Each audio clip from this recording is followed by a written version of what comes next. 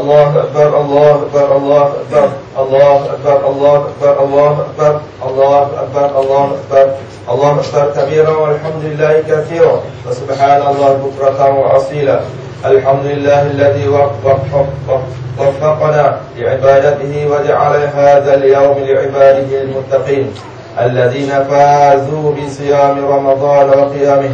أشهد أن لا إله إلا الله وحده لا شريك له وأشهد أن محمدا عبده ورسوله.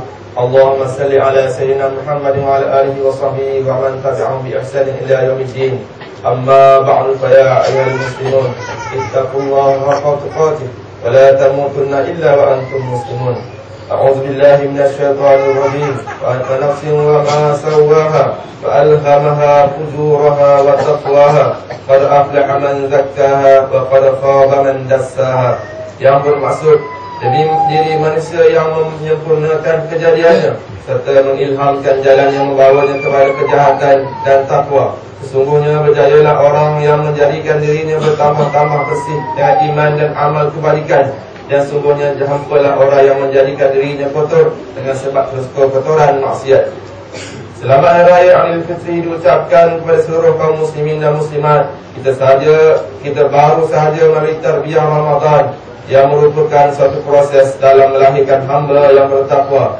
Di antara ciri hamba Allah yang bertakwa sebagaimana yang disebut oleh Ibnu Mas'ud ialah sentiasa mentaati Allah dan tidak mengingkari perintahnya, termasuk kita menyambut Hari Raya Aidilfitri. Pada taat, marilah kita penuhi raya kita dengan amal ibadah, di samping menjauhi larangan Allah seperti membuka aurat, pergaulan bebas antara lelaki dan perempuan, hiburan yang melampau dan sebagainya. Ciri hamba Allah yang bertakwa juga sentiasa mengerti Allah dan tidak melupainya. Buktikan diri kita sebagai hamba Allah, bukannya hamba Ramadan. Dan jangan pada bulan Ramadan sahaja kita melawan hawa nafsu, sedangkan bila menyambut Hari Raya, maka kita akan menjadi hamba kepada nafsu yang menyuruh kepada kejahatan. Ciri hamba Allah yang bertakwa seterusnya ialah sentiasa bersyukur kepada Allah dan tidak mengkufuri nikmatnya. Tidakkah kita berasa malu menyambut Hari Raya dengan amalan maksiat, sedangkan Hari Raya adalah hari anugerah Allah Subhanahu Wa Taala. Sebenarnya menyambut Hari Raya juga, marilah kita sama-sama berdoa agar dapat meraih tawaran Allah yang dijanjikan sepanjang bulan Ramadan lalu, iaitu rahmat, keampunan dosa dan dijauhkan dari azab neraka. Kita tidak mahu termasuk dalam golongan yang jauh dari rahmat Allah Subhanahu Wa Taala, sebagaimana yang diberitahu oleh Nabi Muhammad SAW, iaitu golongan yang keluar dari Ramadan dalam keadaan dosanya belum lagi diampuni oleh Allah Subhanahu Wa Taala. Allahu Akbar, Allahu Akbar, Allahu Akbar, walillahil hamd. Dalam satu hadis riwayat Bukhari dan Muslim, man ahabba an yubsata lahu fi rizqihi wa yunsa'a lahu fi atharihi falyasil rahimah. Yang bermaksud, siapa yang mahu diluaskan rezekinya dan dipanjangkan umurnya, maka hendaklah dia menghubungkan silaturahim. Nikmat Hari Raya ini mesti digunakan untuk merapatkan lagi hubungan kekeluargaan dan silaturahim sama kita. Hubungan kita semakin renggang walaupun kemudahan perhubungan dan sistem maklumat yang semakin canggih. Masing-masing sibuk dengan urusan masing-masing, sehingga suasana kasih sayang terabai yang memberi kesan bukan sahaja kepada keluarga, malah melarat kepada masyarakat sekitar. Kes perceraian yang semakin meningkat ketika masyarakat semakin terpelajar disebabkan suami atau isteri yang gagal menjalankan tanggungjawab rumah tangga. Harapan untuk hidup mewah tidak tercapai, akhlak pasangan yang tidak baik, mengutamakan kawan lebih daripada pasangan. Di samping campur tangan pihak ketiga sebagai penghasut, termasuk ahli keluarga terdekat dan faktor lain. Itu juga dengan penderaan terhadap anak-anak, ditambah dengan masalah penderakaan terhadap kedua ibu bapa yang semakin menjadi-jadi. Oleh itu, jadikanlah hari raya ini dalam menyuburkan kembali kasih sayang, supaya kita tidak termasuk dalam golongan yang memutuskan silaturahim. apatah lagi menjadi golongan yang dijauhkan dari rahmat Allah, sebagaimana yang pernah diperingatkan oleh Nabi Muhammad SAW, iaitu anak yang sempat hidup bersama kedua ibu bapa atau salah seorang dari keduanya, namun tidak berusaha berbuat baik kepada ibu bapa dengan pelbagai alasan. Betapa ramai ibu bapa yang sanggup mati demi memastikan anaknya terus hidup, sedangkan betapa ramai anak yang menginginkan ibu bapanya lekas mati supaya tidak lagi menjadi bebanan hidupnya. Ingatlah, Islam meletakkan ibu bapa di tempat yang mulia. Keredaan Allah terletak kepada keredaan ibu bapa. Kemurkaan Allah terletak pada kemurkaan ibu bapa. Sekiranya ibu bapa kita telah meninggal, jangan lupa untuk kita doakan kesejahteraan mereka di alam barzakh dan akhirat nanti. Jangan hanya mahu tahu makan harta pusaka jerih benak lelah ibu bapa, sedangkan sepotong doa pun susah untuk dipanjatkan kepada Allah SWT buat ibu bapa. Laksanakanlah perintah Allah bagaimana tersebut dalam ayat 24 surah Al-Isra. Waqfid lahuma lanahal dhul min rahmah wa qur rabbirhamhuma kama rabbayani shaghira. Yang bermaksud, dan hendaklah engkau merendah diri kepada keduanya kerana belas kasihan dan kasih sayangmu, dan doakanlah untuk mereka dengan berkata, wahai Tuhanku, cucurilah rahmat kepada mereka berdua sebagaimana mereka telah mencurahkan kasih sayang yang memelihara dan mendidikku semasa kecil. Muslimin muslimat rahmati Allah SWT, tarbiyah Ramadan yang bukan sahaja menahan perut dari lapar dan dahaga, malah dari sumber haram, di samping mengawal seluruh panca indera, iaitu tangan, kaki, mata, telinga, lidah, kemaluan termasuk hati daripada melakukan maksiat kepada Allah. Di mana tanda ini sekiranya dihayati betul-betul dalam kehidupan, sudah pasti lahir lebih ramai pemimpin sebaik Sayyidina Abu Bakar As-Siddiq yang sentiasa mengeluh bimbang sekiranya masih ada walaupun seekor kambing yang tersepit di wujud negara akibat beliau tidak sempat membantunya. Pasti lahir pemimpin sehebat Sayyidina Umar Al-Khattab yang pernah mengungkap sekiranya rakyat lapar, aku ingin menjadi orang pertama yang merasai lapar itu, dan sekiranya rakyat telah kenyang, biarlah aku orang terakhir yang merasainya. Semakin ramai lahir pemimpin seadil Umar bin Abdul Aziz yang sentiasa menekankan sekiranya pemimpin hidup dalam kemewahan, maka rakyat terus menderita dalam kemiskinan. Sebaliknya, sekiranya pemimpin sanggup membuang segala kekayaan, maka rakyat pasti merasai nikmat kekayaan. Kita tidak mahu terus mendengar seruan agar rakyat berjimat cermat, termasuk arahan terbaru agar suhu alat pendingin udara di semua bangunan kerajaan ditetapkan tidak kurang daripada 24 darjah Celsius, sedangkan kediaman rasmi dua pemimpin utama negara dari tahun 2006 sehingga 2010 mencecah sebanyak 10.2 juta ringgit ataupun sebanyak 160,000 ringgit sebulan bagi bil elektrik, dan 1.9 juta ringgit ataupun 33,000 ringgit sebulan untuk bil air. Betapa tingginya kos wang negara yang dihabiskan begitu saja untuk rakyat ketika rakyat dibebankan dengan kenaikan harga barang dan tarif elektrik. Itu belum dikira lagi dengan projek mega untuk menunjuk, bukan untuk kepentingan awam, di samping pecah amanah dan rasuah yang melibatkan berbilion-bilion harta rakyat. Akhirnya yang papa semakin papa, yang kaya semakin kaya. Kita jangan menjadi orang yang menyebabkan semakin jelas timbulnya tanda kiamat, antaranya tidak mengambil berat tentang pemilihan pemimpin, sebagaimana amaran Nabi Muhammad SAW dalam satu hadis yang diriwayatkan oleh Imam Bukhari, فَإِذَا ضُيِّعَتِ الْأَمَانَةَ فَانْتَظِرِ السَّاعَةَ قَالَ كَيْفَ إِضَاعَتُهَا قَالَ إِذَا وُسِدَ الْأَمْرُ إِلَى غَيْرِ أَهْلِهِ فَانْتَظِرِ السَّاعَةَ. Yang bermaksud, maka apabila telah jelas penyelewengan terhadap amanah, maka tunggulah kebinasaan.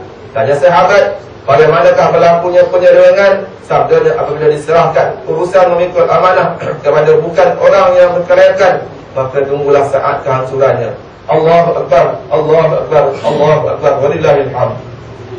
Firman Allah SWT dalam surah Fatir, A'udzu billahi minasyaitonir rajim. Tsumma awrathnal kitaba alladziina astafaina min ibadina faminhum zalimun li nafsihi faminhum muqtasidun wa minhum sabiqun bil khairat biiznillah, zalika huwal fadlul kabir. Yang bermaksud, kemudian kitab ini kami wariskan kepada orang-orang yang kami pilih di antara hamba-hamba kami. Lalu di antara mereka ada yang menganiaya diri sendiri, ada yang bersederhana, Ada yang berlumba-lumba berbuat kebaikan dengan izin Allah, yang dekat itu adalah kurniaan yang amat besar. Berlalunya Ramadan bukan berarti berpisahnya kita daripada hidup bersama Al-Quran, bukan sahaja dari sudut pembacaan, malah meliputi pemahaman seterusnya pelaksanaan sistem Al-Quran dalam setiap aspek kehidupan, termasuk ibadah khusus, ekonomi, politik, sosial dan sebagainya. Ayat tadi contohnya menggambarkan 3 kelompok manusia yang berbeza pendirian terhadap Al-Quran, iaitu yang pertamanya golongan yang menganiaya diri sendiri, iaitu golongan yang berkesalahan, yang kesalahan dosa mereka lebih banyak daripada pahala kebaikan, sebabnya mereka tidak membaca Al-Quran, memahaminya, apatah lagi beramal dengan perintah Allah di dalamnya. Yang kedua, golongan yang bersederhana, iaitu golongan yang mana kesalahan dosa mereka sama banyak dengan pahala. Mereka adalah golongan yang membaca Al-Quran tapi belum sedia melaksanakan isi kandungannya yang terdiri pada hukum-hukum Allah SWT. Ingatlah kita semua kepada satu amaran Nabi Muhammad SAW yang bermaksud akan zahir di kalangan umatku di akhir zaman orang yang membaca Al-Quran, tetapi Al-Quran hanya sampai ke hukumnya sahaja, tetapi tidak sampai ke dalam hati. Golongan yang ketiga, iaitu golongan yang berlumba-lumba untuk berbuat kebaikan. Mereka amat banyak melakukan kebaikan dan jarang membuat kesalahan. Mereka adalah golongan yang bersedia melaksanakan hukum Al-Quran dalam kehidupan seharian. Inilah golongan yang mendapat kejayaan di dunia dan akhirat. Muslimin-muslimat kepada Allah SWT, dan Allah dalam surah Ali Imran ayat 64, A'udzubillahi minasyaitonir rajim.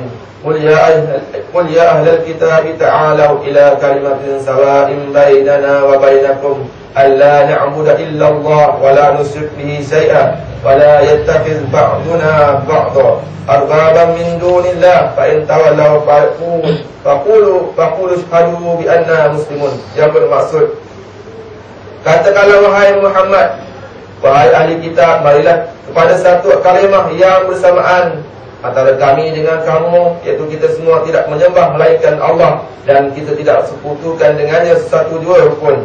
Dan jangan pula sebagian dari kita mengambil akan sebagainya lain untuk dijadikan orang-orang yang dipuja dan didewakan selain daripada Allah. Kemudian jika mereka ahli kitab itu berpaling dan enggan menerimanya, maka katakanlah kepada mereka, saksikanlah bahawa kamu sesungguhnya adalah saksikanlah kamu bahawa sesungguhnya kami adalah orang-orang Islam. Kita menyambut Hari Raya tahun ini dalam suasana sambutan kemerdekaan negara kali ke-54. Namun hubungan antara kaum dan agama bagaikan terus dilanda masalah besar, terutama isu kaum dan agama yang dijadikan modal politik demi kepentingan diri, bukannya mahu diselesaikan sebagaimana yang diajar oleh Islam. Api perkauman dan perbelahan agama dihangatkan oleh TV, radio, akhbar, internet agar rakyat menjadi risau dan pembicaraan yang singkat menekalkan kezaliman pemimpin. Masalah murtad yang kembali hangat setelah dibicara tahun ini bermula dengan jawapan Menteri dalam Parlimen bahawa Mahkamah Syariah menerima sebanyak 863 permohonan untuk menukar status agama Islam dari tahun 2000 sehingga tahun 2010 didaftarkan. Adanya umat Islam yang terpaksa menerima bantuan gereja dan kuil atas alasan payah mendapat bantuan kebajikan dan zakat, di mana ia dibimbangi dimurtadkan dengan cara yang halus. Itu juga dakwaan ada guru tuition mengajar muridnya beragama Islam menyanyikan lagu memuji kebesaran Nabi Isa. Sebuah pusat tuition dan sekolah yang telah mengajar murid-murid Islam tahun 1 tentang perkara-perkara yang membabitkan agama Kristian. Dilaporkan juga murid yang belajar secara percuma daripada Kristian. Dilaporkan juga murid yang belajar secara percuma daripada sekumpulan pemuda-pemudi bukan berbangsa Melayu di kawasan itu telah diajar menyanyikan lagu memuji Nabi Isa sambil menunjukkan isyarat tangan simbol salib. Selain itu, murid-murid itu juga dikatakan mampu bercerita kisah Nabi Isa, termasuk Nabi Isa disalib, dan diterapkan ajaran Kristian secara halus ketika belajar. Berita-berita ini semua wajib diberi perhatian dengan beberapa tindakan segera.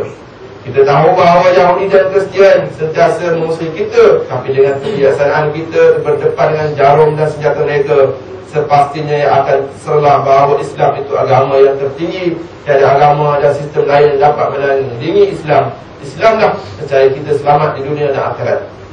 Barakallahu li wa lakum fil Qur'anil azim wa nafa'ani wa iyyakum bima fihi minal ayati wa dzikril hakim. Wa taqabbala minni wa minkum tilawatahu innahu huwas samiul alim. أقول قولي هذا وأستغفر الله العظيم لي ولكم ولسائر المسلمين والمسلمات والمؤمنين والمؤمنات فاستغفروه فيا فوز المستغفرين ويا نجاة التائبين.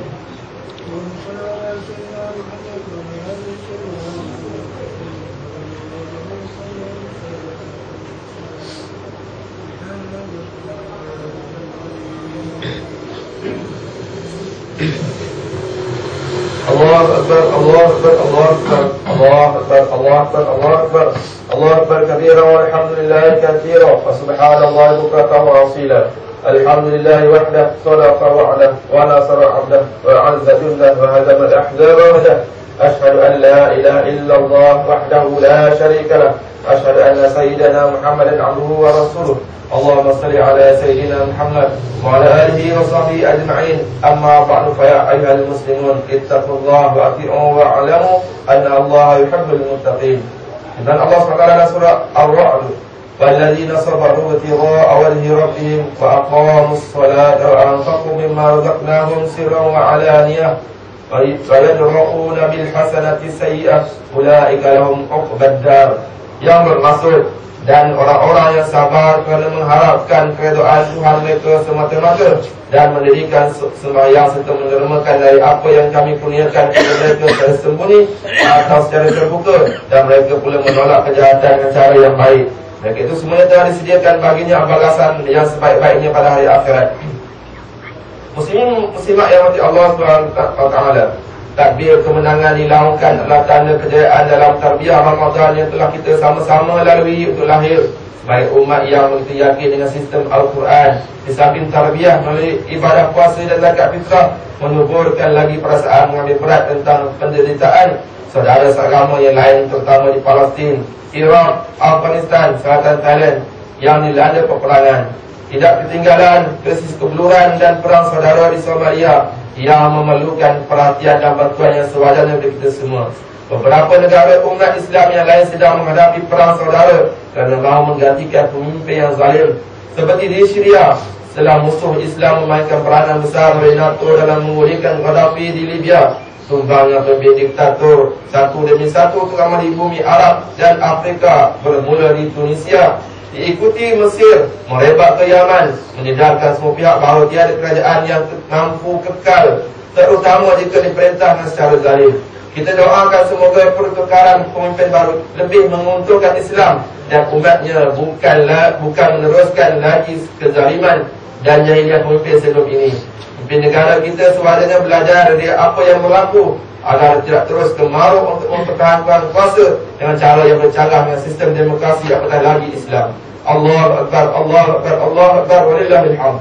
Selamat Hari Raya Aidilfitri diucapkan oleh seluruh kaum muslimin dan muslimat. Banyak kalau bersedekah agar mereka yang memerlukan bantuan turut bergembira dan ziarahlah sanak saudara pada hari yang mulianya bagi merapatkan lagi tali persaudaraan. Kalau boleh tuan-tuan dan puan sekalian, janganlah buka TV ataupun radio pada hari ini. Pergilah berziarah rumah saudara-saudara. Kerana sekiranya tuan-tuan membuka TV, pasti anak-anak tidak akan mahu mengikut tuan-tuan untuk pergi berziarah. Berbulan peluang untuk menambahkan saham akhirat dengan berpuasa 6 hari di bulan Syawal bagi menyahut sabda Nabi SAW, "Man shoma Ramadhana summa atba'ahu sittan min Syawal kana kasiyamid dahr." Yang bermaksud, siapa yang telah berpuasa fardu Ramadan kemudian diikuti pula dengan berpuasa 6 pada hari bulan Syawal, maka adalah pahalanya seperti dia berpuasa sepanjang tahun. Allahumma salli ala Sayyidina Muhammad wa ala alihi wa sahbihi ajma'in. Allahumma ighfir lil muslimin wal muslimat wal mu'minin wal mu'minat al-ahya'i wal amwat bi rahmatika ya arhamar rahimin. Rabbana ighfir lana wa li ikhwanina alladhina sabaquna bil iman wa la taj'al fi qulubina ghillan lil ladzina amanu rabbana innaka ra'ufur rahim. اللهم إنا نجعلك في نحور أعدائنا ونعوذ بك من شرورهم. اللهم بدل سمعهم وفارق دمعهم وشتت كلمتهم ونزل أقدامهم وصلت عليهم كبا من كلابك يا قهار يا جبار يا منتقم يا الله يا الله يا الله. اللهم يا منزل الكتاب ويا مجري السحاب ويا هادم الأحزاب انزلهم وانصرنا عليهم. ربنا آتنا في الدنيا حسنة وفي الآخرة حسنة وقنا عذاب النار. ربنا تقبل منا دعاءنا وصلاتنا وصيامنا وقيامنا وركوعنا وسجودنا وتعبدنا وتخشعنا وتضرعنا وتمن تقصيرنا يا الله يا أرحم الراحمين. سبحانك اللهم وتحياتهم فيها سلام وآخر دعواهم الحمد لله رب العالمين.